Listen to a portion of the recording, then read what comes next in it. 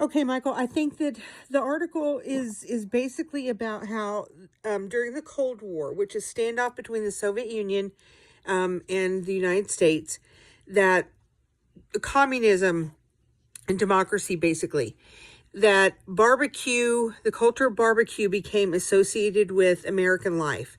It became associated with, like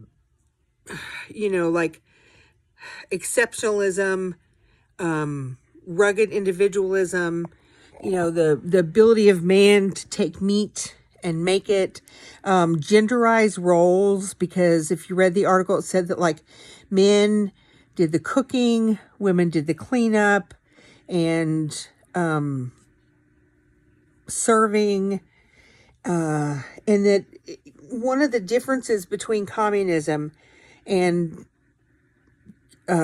democracy in this barbecue thing was that in communism, everyone was going to be the same. They're going to be lumped into the same group.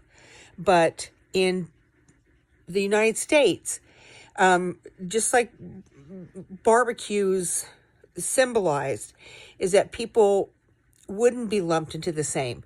You may have, the neighbors that were there, but each person would take a different role.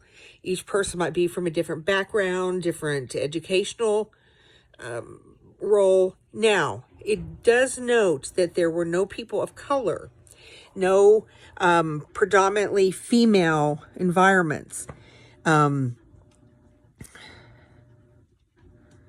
I guess it's because in the United States at that time,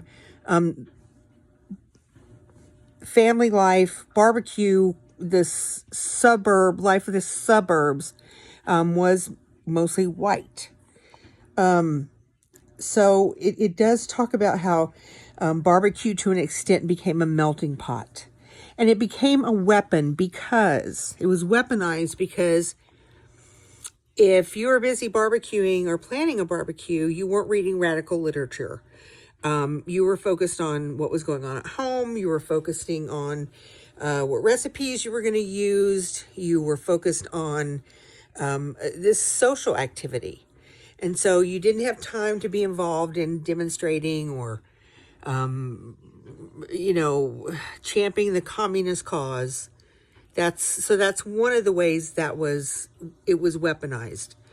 And you can look around pages 13 and 14, and it will show you that. So that's the first question. Let's see, the difference between the Soviet Union and the United States. Communism, democracy, capitalism, that would be one difference. Okay, I'm going to go ahead and send this to you before it gets too terribly long. All right, thanks, Michael. I'll have more.